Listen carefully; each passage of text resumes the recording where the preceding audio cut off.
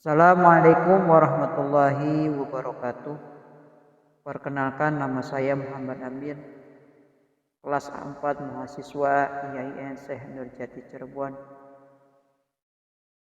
Sini saya membuat video sebagai tugas akhir semester mata kuliah ilmu hadis. Saya akan menyampaikan materi tentang hadis dhaif. Hadis berasal dari kata hadasa yang artinya sesuatu yang baru. Menurut cara terminologi, hadis adalah segala sesuatu yang disandarkan kepada Nabi Muhammad SAW, baik itu berupa ucapan, perbuatan, atau keputusan, takrir, sifat dan zahir Nabi Muhammad SAW. Hadis dhaif. Kata dhaif menurut bahasa artinya lemah. Lawan kata dari sifat qawiyun artinya kuat. Menurut para ulama, hadis dhaif adalah hadis yang tidak memenuhi persyaratan hadis sahih dan hadis hasan. Hadis dhaif tidak sama dengan hadis maudhu. Mengapa tidak sama? Hadis dhaif dinisbatkan kepada Nabi Muhammad SAW, tetapi perawi hadisnya tidak kuat, hafalan atau kredibilitasnya para perawi, atau ada silsilah sanad yang terputus. Sementara hadis maudhu ialah hadis yang mengatasnamakan Rasulullah SAW, tetapi sebenarnya bukan perkataan Nabi Muhammad SAW. Hadis dhaif ini bisa terbagi dua. Pertama, terputusnya karena sanad, kedua terputusnya karena perawi. Hadis dhaif yang disebabkan karena terputusnya sanad, satu, hadis mu'allaq, kedua hadis mursal, ketiga hadis mu'dhal, keempat hadis munqati, kelima hadis mudallas, keenam hadis mursal khafi, ketujuh hadis mu'an'an, kedelapan hadis mu'annan.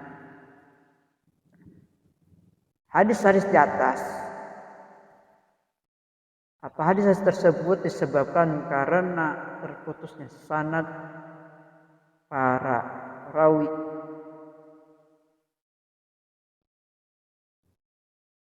Sedangkan macam-macam hadis dhaif yang disebabkan karena cacatnya perawi, satu, hadis maudhu atau hadis palsu, kedua hadis matruk, ketiga hadis munkar, keempat hadis mu'allal, kelima hadis mudraj, keenam hadis maqlub, tujuh hadis majhul, 8 hadis bid'ah.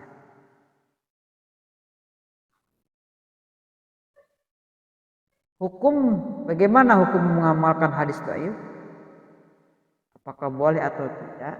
Ini para ulama berbeda pendapat, ada yang membolehkan, ada yang mayoritas ulama yang tidak membolehkan, dijadikan sebagai landasan hukum hadis tersebut karena yang berkaitan dengan hukum halal dan haram ketika berbicara persoalan hukum seharusnya berpatokan pada hadis yang sahih, bukan hadis yang lemah.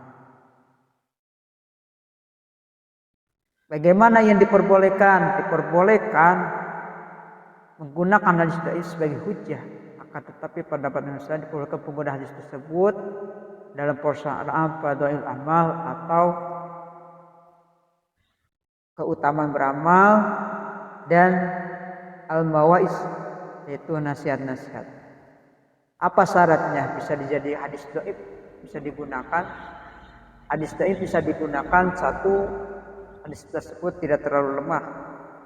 Kedua, ditopang oleh nasnya yang lebih kuat. Ketiga, di saat menggunakan hadis tersebut tidak diyakini hadis yang tersebut atau valid, namun diyakini sebagai langkah kehati-hatian. Maka kita bisa menggunakan hadis tersebut sebagai cuan.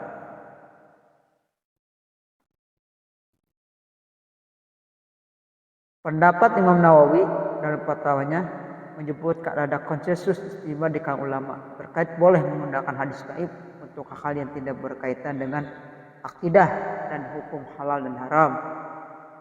Kedua, boleh mengamalkannya secara mutlak dalam persoalan hukum ketika ditemukan lagi hadis sahih yang bisa dijadikan sebagai sandaran. Pendapat ini disebutkan kepada Imam Ahmad dan Abu Daud.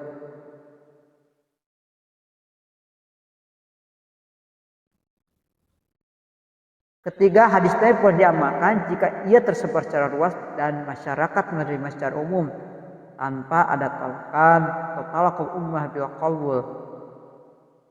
Keempat, boleh mengamalkan ketika hadis dhaif tersebut didukung oleh jalur periwayat lain yang sama atau lebih kuat secara kualitas darinya, sebagaimana yang dijelaskan oleh Imam At-Tirmidzi dalam karyanya.